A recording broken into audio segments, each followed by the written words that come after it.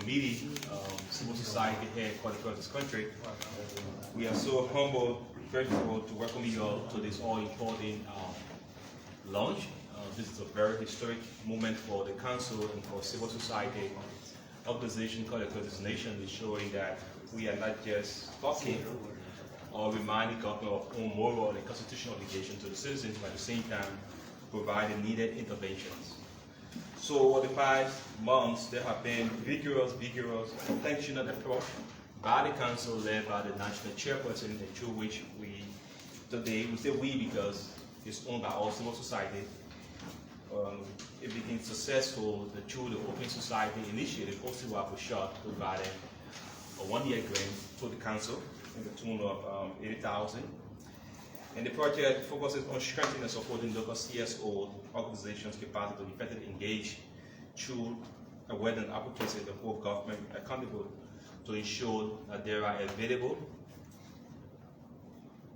vaccine for the citizenry, accessible vaccine to be provided for the citizenry, and the issue of uninterrupted distribution of those vaccines to ensure that this country keep afloat and ensure that this country become more responsive in our fight against COVID-19.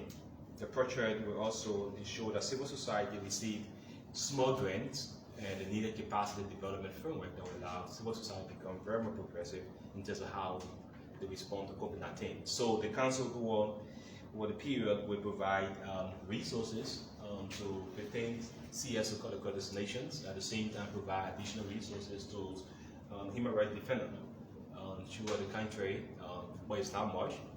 It's just a starting point to ensure that those who are advocating for web-based issues in terms of preserving the civil space and ensuring that government become very proactive, we have the needed small resources to strengthen their capacity and build on their courage as we move towards providing space for CSO, at the same time preserving human dignity of Liberians throughout the period of COVID-19. So there have been widespread myth in terms of the vaccine, and so the entire project will build in terms of providing the needed information, timely, disseminated information to all across these nations. Information that will be very much simplified and localized to allow citizens across the nation, irrespective of their own geographic locations, to have the needed information in keeping with their local context, at the same time breaking every form of mixed information and building citizen consciousness towards their self-acceptance of the vaccine and being more responsive in terms of how they can accept the vaccine, providing the information to their communities and their family.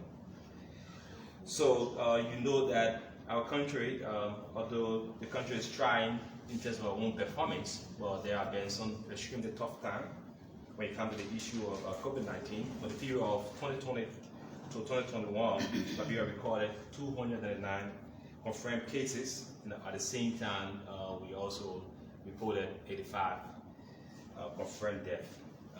Bulk of this information is in keeping with last year, the statistics provided by NFL.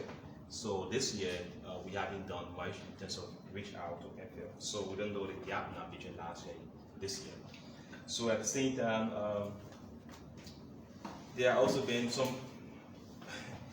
emerging situations that have to do with the issue of 44 death rate between the period of June 2021, just in the period of just 1 month, 44. So if you see the even distribution, that's 44 all the way the 85 for the period of 2 years. So it means we had to be more intentional and robust in how we reach out to our citizenry. So this project helped to fill the gaps. We as civil society, we are not placed in that space to just condemn. We also are mandated to provide the needed interventions. So the project provided by OCY, this is say we strengthen civil society capacity, and will be identifying civil society institution.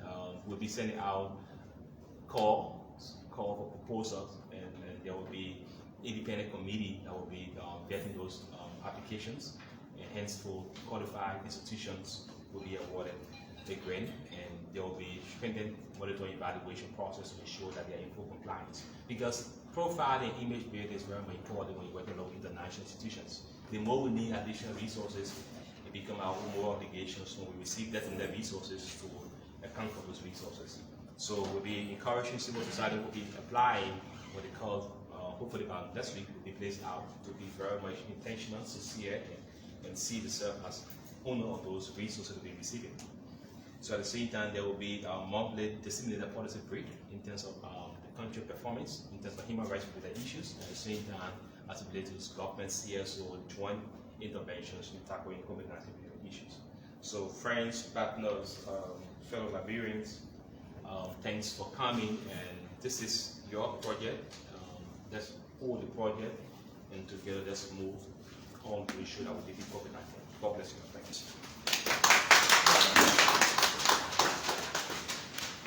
Thank you, Jeremiah. Thanks so much. No. Me. Thank you so much. And then we say thank you. This is a good footing, and we hope that everyone in this room has taken the vaccine, because we're moving towards that.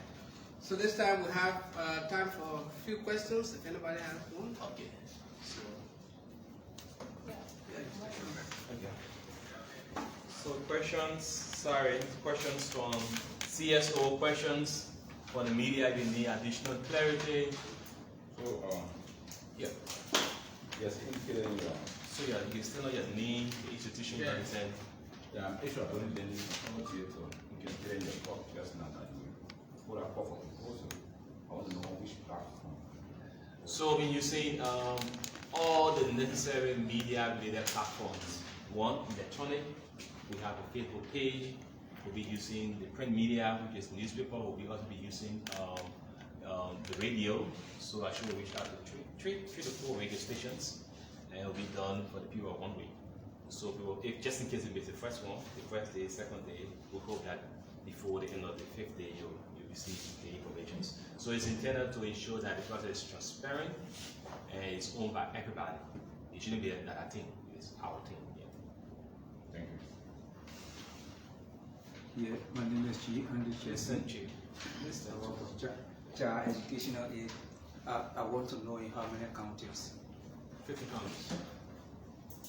So 15 counties, started with 50 counties in terms of the outreach, but interestingly, it's difficult to say all the CSO will be evenly distributed in 50 counties. So in keeping with we have an ongoing project here from Mercy Culture, the C project. So it's very dedicated to the Southeast. So we will see how best we can streamline, since we have bulk of the resources from the C projects dedicated to the Southeast. So other counties also benefit and have the needed response. Yeah.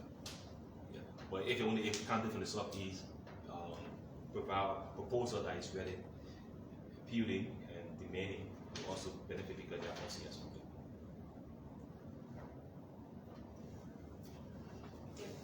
Okay, so thanks. So can we give another hand of applause to Jeremy? So at this time, it is my honor to welcome to the podium the hardworking and dynamic chair, Madam Director Alita Popkai, for the official launch of this project.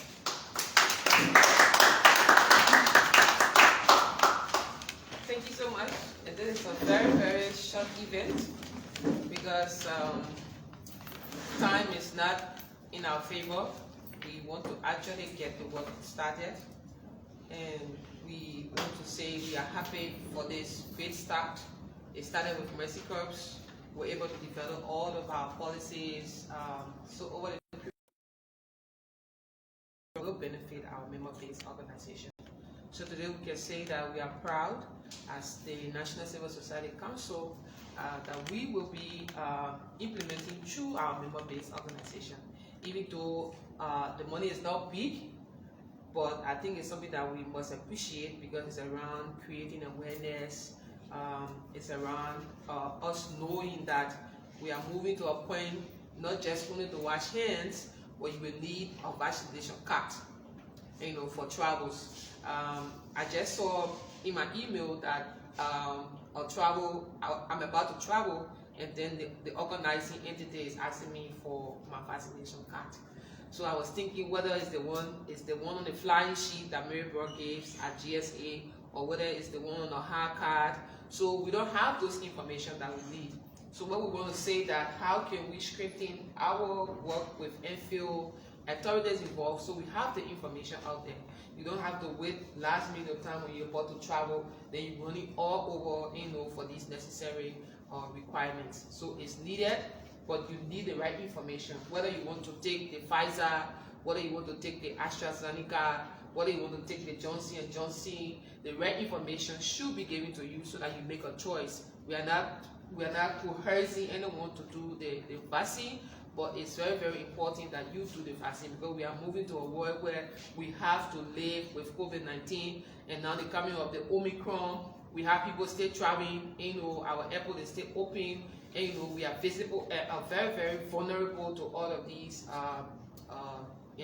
interactions. So with all much I do, again, as Jerry said, in a period of because of all of our policy documents we have in our civil society, we cannot be calling on the government to be transparent and accountable, and we are not accountable to ourselves. So we want to put the right system in place. We're going to be putting a call for proposal within the next 1 month. We believe that the process will be done so that civil society can be out there with vigorous awareness and giving all the information so that people see the need to get vaccinated, so that human rights defenders are protected, and then we clearly document. If we want to advocate, we have to advocate for the right-based approach. We have to advocate on facts. So how can we advocate to say, because I went on infill website and I have not seen any updated information. I have not heard over the period of time since Mika has been giving a press briefing that infill is there and giving press briefing. Of recent, all we are hearing is bicentennial, and everything is around celebrating 200 years of existence. We're forgetting that we're in this crisis and we still need to put more time to create more awareness. And our own focus also to see how this process can be decentralized. Most of the counties, I'm not hearing of them having a station where you do your vaccination. Most people are coming to Monrovia to go and do vaccination at the Concord town in Sophie. So how can that process be decentralized? We need to work with the government to decentralize the information and to encourage people to get vaccinated. So we want to say thank you to our partner OSIWA, and this is a 1-year grant in an amount of $87,000.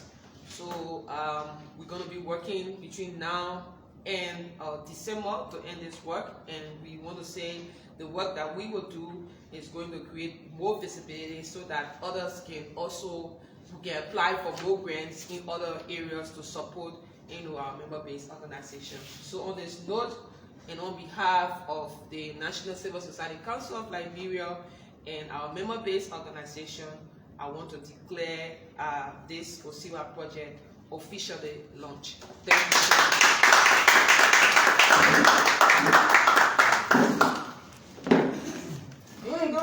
Good news. Thanks, Madam Chair, for the wonderful work to you and the team. Thanks.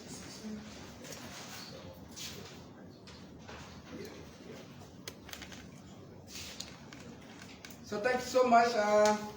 With the wonderful information that we want to hear, money can make people to smile. When you sleep, you still smile. So now that we're hearing about projects coming, we want to give time for remarks. CSO, 3 persons, and we'll give preference to first a lady, and then the guys can follow next. Youth and men. Yeah. Come on the podium. You're welcome. Thank you.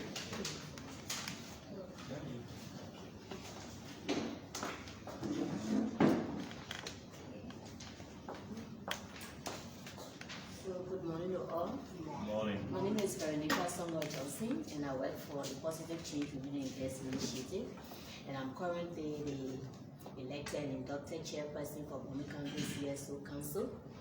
And at this meeting, I'm representing Tufu, my county, and that of the region, because my regional director or coordinator is not in county, so he asked me to proxy on behalf of him. So I'd like to use this time to kind of state and make me stand on the existing protocol, and to officially say thank you so much to the leadership, headed by Madam Loretta Opka. She has extremely done well, especially where she came from with this council after her election into president. So we cannot just, let this day go back without saying, thank you so much. Because I think this is the first of its kind that, people like us, especially those of us in the workplace organizations, are about to feel the impact of the council. So we want to say thank you, and with your able lieutenant, say thank you ever so much to this process, and we can, want to use this meeting to also pledge our support that we will make sure that the information is decentralized to the latter. Because like you rightfully said, like in bombing, we don't have, a station-based, vaccination center, or where you can have people, going in to do their checkups and things. So it's always on wheels, it's always on mobiles. So sometimes by the time the team goes there, in like for 2 or 3 days, before the information can even, be disseminated, everybody out. But if we advocate for those things, then we have a permanent station where people can always go there. Because we see that a lot of us will take our vaccine and what have you. Besides, there are a lot of names, associated with this whole COVID-19 stuff. So I think more and more awareness is needed, and by that we can promise that, whether we are successful on the ground or not, as a council and as an institution that we have always been doing, we will pledge our commitment to this process and make sure that the information will find one. So thank you so much for having me, and thank you for the work so far. Youth? Yes. Yes, you come. So we invite one youth representative. Right after the youth representative, then you will come, please. Okay. One youth representative, if there's any. If he's ready, you can. Yeah, you come the youth. I'm not saying the youth seem to be like. Hello, you don't get money. Yeah, shaking. Everybody get happy. The new. So, Okay, good morning to all. good morning, brother. My name is Van Dominic Taylor. I'm from Survivor Truth, Program Officer. I'm so glad to be here at this time when I heard the information. My director asked me that I come and represent the institution. And we've been in this endeavor wherein having our focus persons in the various counties. We started ahead of time, wherein we dare to see how best we can see about distributing information on survivors, finding their identity and trying to share the information in that direction. And we'll also work in line with the civil society to be able to disseminate information among our people wherein we have this academic program agenda to be fostered. So we want to say thank you so much, our chair and Chief Jerry. I say thank you so much for extending your invitation to us. So we look forward to how working with you and the rest of the civil society group. Thank you. So, Thank you. So the space is still open for, yes, yeah. Yeah. You need a receipt for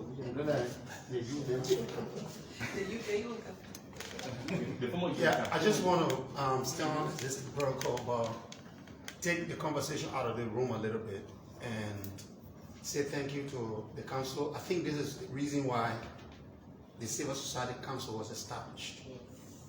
To do this kind of coordination, more so to announce to the government that we are much more responsible, and this aspect of the estate of our governance process will never die and will never be suppressed by creating some laws and some policies called the National Aid and NGO Policy with some draconian civil space and shrinking the civil space policy. And I think this kind of thing says in the 2016 Accord that the civil society should be in partnership with government. I think this kind of program showcase that the work that is done behind the scene, the work is being actualized. And I think the government should see this. And this is the reason why the advocacy must be stronger. And civil society organizations have got to understand that we are an unsure estate in this country. You have the government, you have the business, you have the civil society and the media.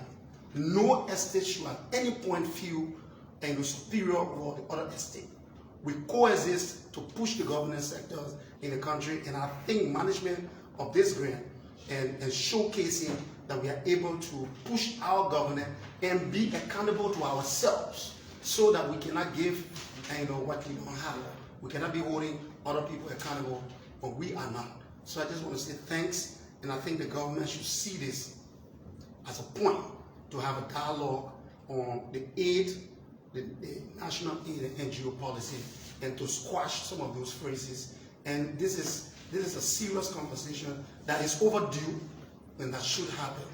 And that's why I'm saying I'm taking the conversation out of this room and have a national conversation around it. So thank you. I'm a little bit hoarse, but yeah, that's what advocacy is about. Accountability stands tall. Thank you so much. Yes, so you have that last chance. Good morning to all. On you. Okay, thank you so much. I want to start by saying, bringing greetings from our coordinator for the Mosorado County Civil Society Council. Sorry to tell you, I am the chaplain general for the Mosorado Civil Society Council. So our boss man is not here. He's currently on your way from Basa, and I'm sure you will not be able to attend this program. So I'm like giving speech in his behalf.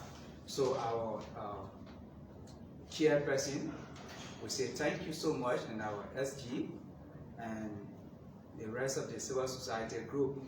We want to say it's a welcoming thing to start this way. For the few movement we have spent since being elected as officials of the Mosorado County Civil Society Council, we are seeing a very good bit of hard-working relationship between your office and our office, and we are seeing some prospect that I'm sure we are going to do a lot of things. But this is a very big step. Some times ago, I was representing you at the Bolivar Palace, and this is just something that actually we also know that sometimes part of the civil society, I'm not saying it was there, but people were not really feeling the impact. But I think at this level, we are now feeling the impact, and we actually encourage,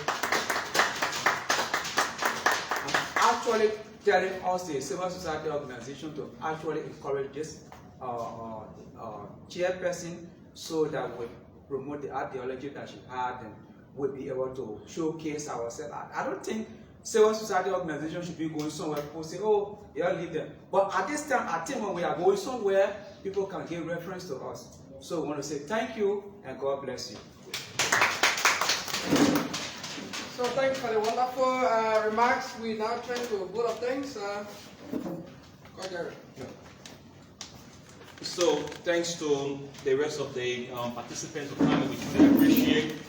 And importantly for all civil society institutions, hopefully by next week, the council will be sending out official invitation to all civil society institutions regarding the upcoming annual general meeting.